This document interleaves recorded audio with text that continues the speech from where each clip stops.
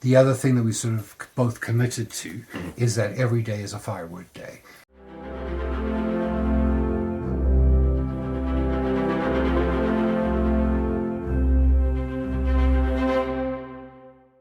Hi everyone. It has been quite a while since we did an update, and we thought we should update you and talk about plans and things like that. But let's talk about what's been going on here. Pretty much a whole bunch of nothing. The weather's been bizarre. We've had, sorry, Remy is being weird, as he always is whenever we sit down to film. Yeah. Well, and actually, that kind of goes along with what we were about to talk about, which is just the weather that's been going on here, and the pets are getting a bit stir crazy. And I think we are too. Yeah, I think everybody's wanting to be outside. Cabin fever is sort of really, hitting us, and we've had a couple of days. We had a day where it was 11 degrees, and it was really nice and warm, and. I'll throw some footage in of us outside just gathering some wood here and Remy playing in the snow and things like that. And so we've had those sort of like teasing days. Yeah. And as most Canadians will attest, that we have like 4 or 5 different false springs. And then we go straight back into winter, which we did with full force. Yeah. Because we got like 2 feet of snow in one enormous dump. Yeah. And I mean, it was an enormous dump. I mean, that was and that was frustrating too, because it was that same thing of we had gotten a hint of spring coming. Yeah. Everything was melting, and you could see all the snow was dropping and all that, and then 2 feet of it, and actually, I mean, most of it is gone now. Of the 2 feet. Of the 2 feet, but then it sort of warmed up slightly. It didn't warm up quite to the 11 degrees, but then we got another dump of almost a foot. Mm-hmm. So, I mean, we've had a lot of snow, and then, obviously a lot of melt too. So, things like the snow and the ice and stuff that was on the roof where we are, that came off, and then then we got more, and then that came off, and then we got more, and like now we're sort of getting dustings of it. We are still in the middle of a cold snap today. We've had a couple of very cold nights, and it's been a bit tricky and a bit frustrating. I think tonight, though, for the foreseeable forecast anyway, is the last of the really cold nights that we're But I mean, that could change because the forecast changes on a minute-by-minute basis around here. But it is nice. We are getting a lot more sunny days, which is really good. Which gives us a bit more power, which is nice. Absolutely. And we're going to talk about power in probably an upcoming video. But we do have a new unit as well. And we'll talk about that in another video because we have other things we want to discuss in this one. And as we've learned over the last 1.5 2 years, no matter how carefully we plan, no matter how much planning goes into something, every single plan that we have seems to change. Yeah. Or something gets in the way, or something changes, and things like that. And it's sort of par for the course, and I think it's all a learning experience. And we've learned to adapt, right? Yeah. Like we've adapted a lot to a lot of different things. So one of those things that's changing constantly has been the cabin. And we've wanted to build the cabin from day one. That's our goal. And we wanted to build it last year. And then we couldn't because we couldn't get onto the property. That is the plan, is to build a cabin. So a log cabin, typical, very off-griddy type log cabin in the woods kind of idea. And that's been the plan, using our own trees, using, materials that we have on the property and that kind of thing. And nothing fancy, but really just sort of like a 12 by 20 or maybe a little bit bigger cabin that can sort of house all of us with a small loft for a bed, those sort of things. So nothing too fancy. But there's a couple of issues with doing that. One of them is that to do so, we need wood that's aged. We can build with green lumber, in other words, lumber that we just cut. The problem with that, or the downside of that, is that green lumber will shrink and warp and things like that pretty quickly. So we would end up having to sort of do immediate repairs and patchwork and things like that on any insulation to fill in gaps and that kind of stuff. And so that wouldn't be such a huge deal in the summertime, but it's something we definitely don't want to be dealing with during the winter. No. Because you don't want to just be constantly having to plug holes and find them too, because I mean they're not necessarily going to be huge and noticeable either. That's something we found in the camper, right? Is that you feel a draft, but you don't know where it's coming from, and then you got to try and isolate where it's coming from, and that's really difficult. So I mean, if it was if we could get a hold of aged lumber, we would already have it so that we could just build. But we don't. So the plan is going to be that. And I mean, that was never really the point anyway, because we weren't looking to buy the things that we don't need for this. I mean, exactly. Just working with what we have on our property already. We're on a shoestring, right? So we're trying to use as much of what we have or what we can salvage as possible. So, so the plan now for the cabin is going to be to basically identify the trees.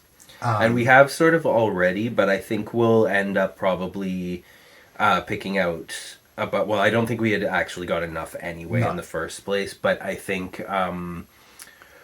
the trees that we initially marked were to the side of areas that we've already cleared. Mm-hmm. So it's like right at the head of our property. But and I also think that initially we were going to we were looking at building that first cabin in that spot there. So it made sense that we would sort of go with the trees that were right there.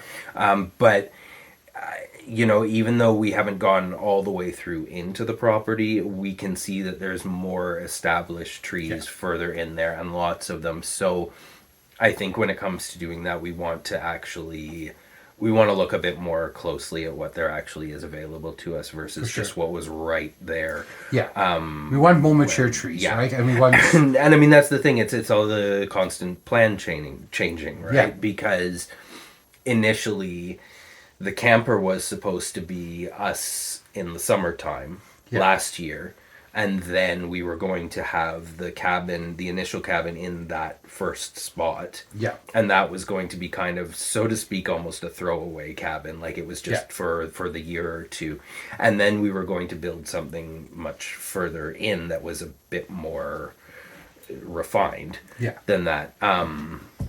But now we are shifting where everything's going to be built and everything like that. So in that spot that you've seen and that we've cleared is where we're going to end up putting the camper, and we'll come back to that in a minute.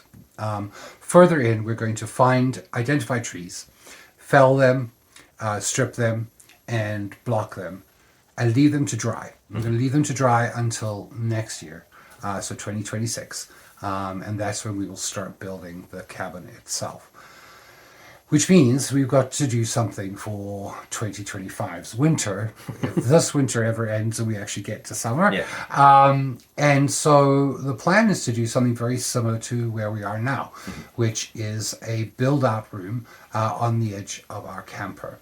And so that's going to be our more initial plan and our focus for this year. It is our biggest focus for the year because we want to make sure that we are warm and secure and we don't run into the same issue that we did this year where it just got too cold and we just were not able to keep up. The other thing that we sort of both committed to is that every day is a firewood day. So that no matter what we're doing, even if it's half an hour or an hour, we're cutting and splitting and stacking firewood and finding I mean, because some of it will be what's deadfall already as opposed and I mean, to the newer stuff. Understand there's a ton of deadfall, right? There is a ton of deadfall in the forest. Some's bigger, some is smaller.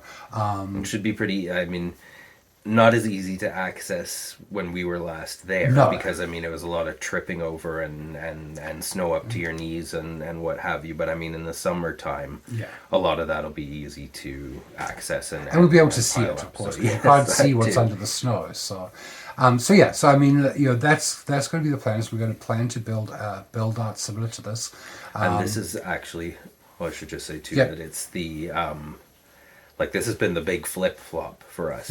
The perhaps we've shifted the place of the cabin, but that plan's never changed. The cabin's always been our plan. Yeah. But what we did with regard to the camper has flip-flopped now several times, because first it was just going to be the camper.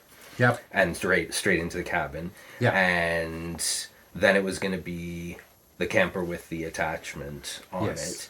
And then this summer we were actually just going to go back and do the camper and build the cabin as we had initially planned before, and not bother with the attachment. But now we're seeing that it's not really feasible to do the cabin, so we have to yet again come back to the attachment on this. So and that's the thing, right? It's like, it's great that we could have built the cabin, absolutely, but we would be running into those issues right away. Yeah, and that's the thing too, is this winter has presented enough issues 100%. For us. So like, I think next year we don't want to, any issues that we know we can avoid, we just want to avoid. Like, we don't want to have to be dealing with stuff that we could have dealt with before. 100%. And I mean, like we said in a previous video, we are not out here trying to do a survivalist show. Yeah. That's not what we're here for. And so again, we like being comfortable and warm and alive, right? Like we really do. So the idea is to build basically almost exactly what we're in right now, which is a 10 by 24 ish build out on the side of our camper that is well insulated all round, that we could put our wood stove into, and basically keep us and the animals warm for the entire winter, this coming winter. But I'll also throw in there that but we also have the thing of the why we're doing this year, where we didn't do it last year, because like we said, we had talked about putting this attachment or an attachment onto our camper and doing that, but it was a time issue. Like, we just trying to clear our way into the land cost us way more time than we thought, and so we didn't actually have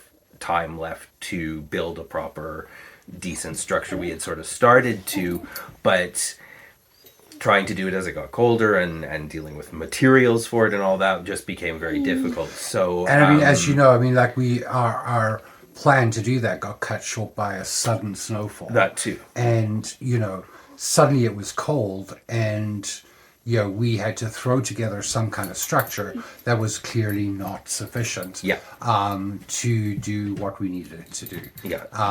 And had we had the time, it might have been different, but again, I mean, but that's the point, is that this year going in, because it kind of just sounds like, well, you're trying to go in there with exactly the same plan that didn't work last time, but this time we don't have to worry about all the time spent trying to clear our way in. We're so much further ahead. We actually have some time to start constructing all of this sort of stuff, right? So, I mean, in a sense, yes, falling back on the same plan, but not quite, because time-wise, we're not falling back on the same thing. So the camper will be in the area that we've cleared, that you guys have seen before, and that's where we will build a build out, and we will make some additional shelter for things like the firewood, because we're going to start stacking there too. But at the same time, forging a path in and finding trees for the cabin. So that's kind of the plan. And there are other things, there are other moving parts and that kind of stuff. And we'll actually go over the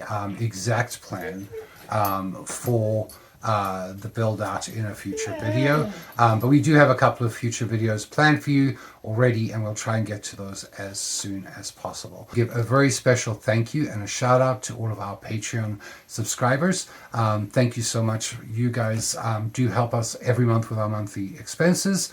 And it's nice to have that support there. And remember, you can also sign up for the free level, because we post stuff there too. So check out the Patreon link down in the description of this video. Other than that, I don't think we have much more to say at this point. But again, guys, thank you so much for watching. And until the next time.